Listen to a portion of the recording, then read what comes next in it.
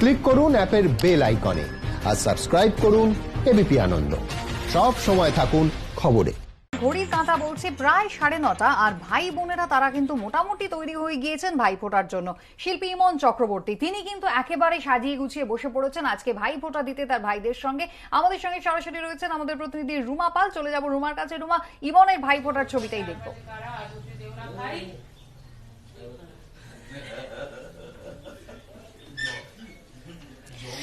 দেখো, এই মুহূর্তে ইমন রয়েছে লিলুয়ার বাড়িতে রয়েছে। সকাল থেকে দেখতে পাচ্ছি একের পর এক ভাইরা এসেই যাচ্ছে।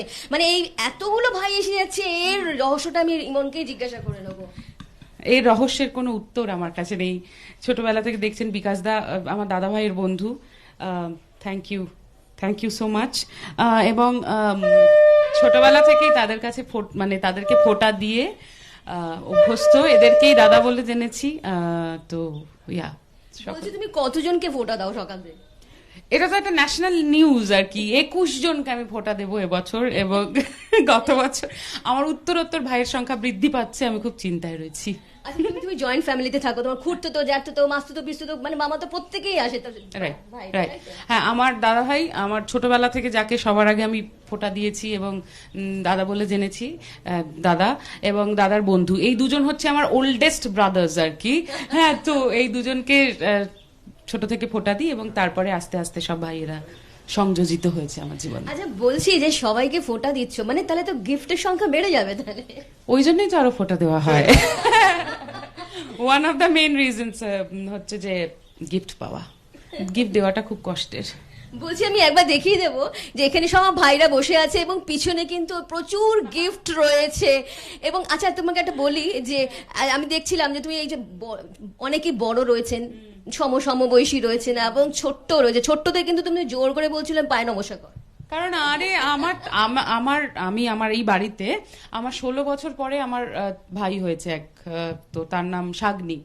তারপরে তারও 5 বছর পরে আরেক ভাই হয়েছে, মানে যে আমার থেকে 21 বছরের ছোট। তো তারা আমাকে বাবাই বলে ডাকে, কেউ আমাকে দিদি বলে ডাকে না। বুঝতে পেরেছো তো? এটা আমার জীবনে একটা দুঃখ যে আমি, এবং তারা খুব রেয়ারলি আমায় নমস্কার করে আর কি। তো এই ভাইফোঁটা, বিজয়া, এই উৎসবগুলো আমার নিজেকে একটা বড় প্রমাণ করতে খুব ভালো লাগে আর কি, সেই জন্য। তুমি গিফট পেতে ভালোবাসো, দিতে কেমন লাগে?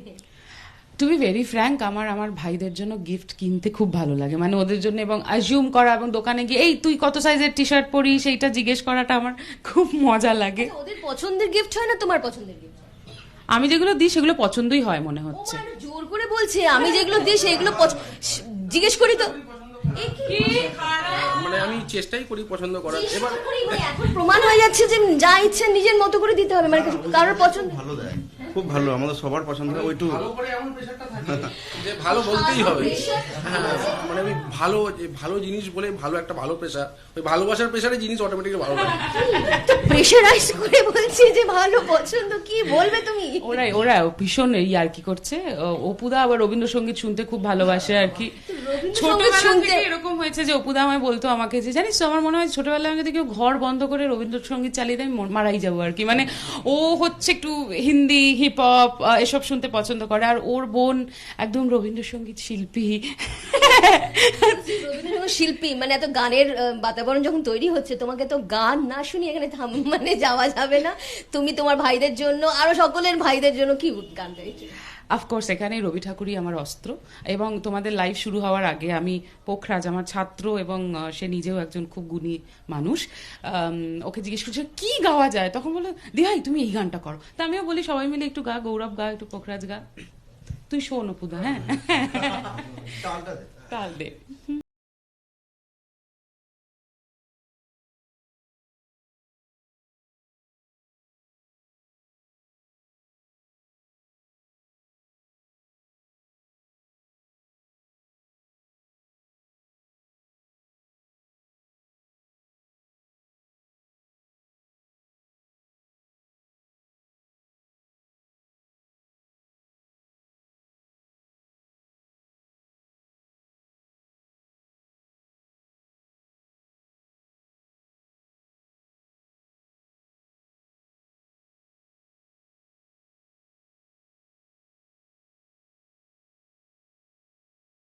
শুরু করো, তোমার আরো সবাই বসে আছে ওয়েট করছে। তুমি মিষ্টি, আরে মিষ্টি মিষ্টি ও মিষ্টি, আরে থাক থাক, আরে আরে ঠিক আছে, কোনো অসুবিধা নেই, কোনো অসুবিধা নেই। ইমন এখন ব্যস্ত নিজে ভাইফোঁটা দেওয়ার ক্ষেত্রে, এবং অবশ্যই এরপরে কিন্তু ইমনের টাইট শিডিউল রয়েছে, অবশ্যই অনুষ্ঠানের জন্য বেরিয়ে যাবে ইমন।